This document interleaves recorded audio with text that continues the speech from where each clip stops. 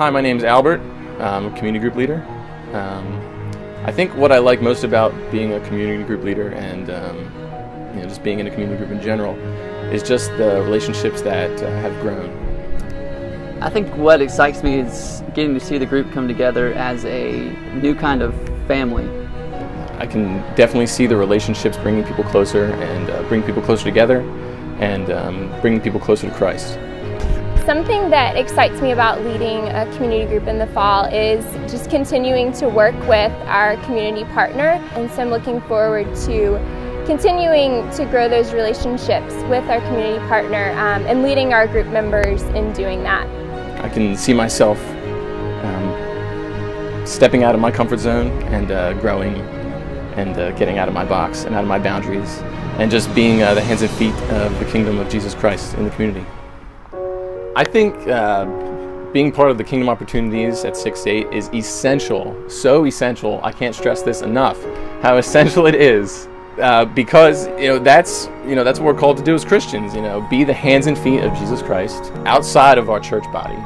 If we're going to draw other people closer to God, we can't just expect them to walk in the door. We have to go get them and seek them out, just like Jesus did. I think that God has specifically placed 6-8 in the Ardmore community so that we can be a part of this local community in the daily lives of the people who live in this area.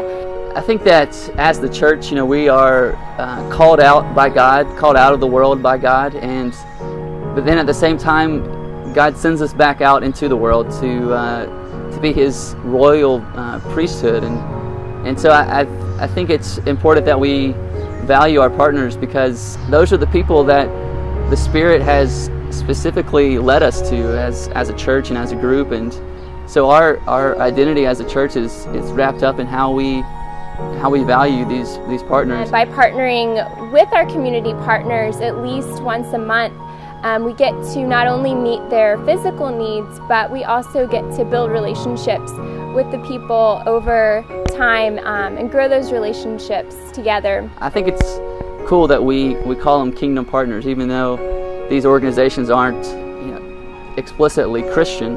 I think it just shows that the kingdom's bigger than the church and bigger than we are, and we don't get to decide who's in and who's out, but it's just a matter of listening for the Spirit and watching for where the Spirit is working and joining in that work. Everybody is so willing to sacrifice.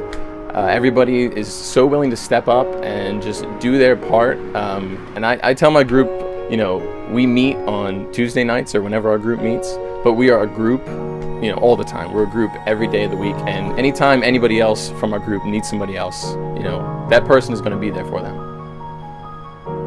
There was one experience a few months back. There was a middle school boy who passed away in the Ardmore community, and our group learned about this through our kingdom partner, who was very close to this family, and in response to that, our group just decided to do something small to show that we cared and that we loved them, and so we got together and just made a simple meal and brought it over to their house, and it wasn't a big event or anything, but just through talking to the family when we were there, it was obvious that they just really appreciated our concern and just the fact that we cared enough to come and to visit them, and that was just a cool example of how, as a group, we get to love our neighbors just very practically and in small, informal kinds of ways. One night at our community group, we had the leader of a specific outreach program that we were working with, and she came in, and we were just, it was a real informal night. We were just talking about things that were for the year, like things that we were going to plan and things that we could do, and then it was suggested that we just pray for her and spend some time, maybe 15-20 minutes just in prayer. We put hands on her, and she was so touched by this simple thing, and we just prayed for her and prayed for the community, prayed for Ardmore, and she was moved so much, and I can't say what her future is going to be, but I know that through that example, through us reaching out to her and praying for her, just that small moment in her life touched her so much that's the foot in the door. That's going to be the thing that later is going to bring her in. Hopefully that's what's going to make it happen with her. And this when that happened, I realized that this is something that it's so easy that we can do for anyone in the community. Anyone in the community, we can reach out and just pray for her. And these are the things that are going to bring people in.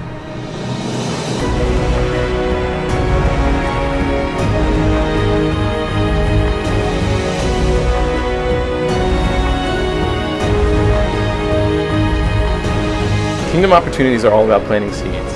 And as we tend to those seeds, we know, as the Bible says, that we will reap the harvest.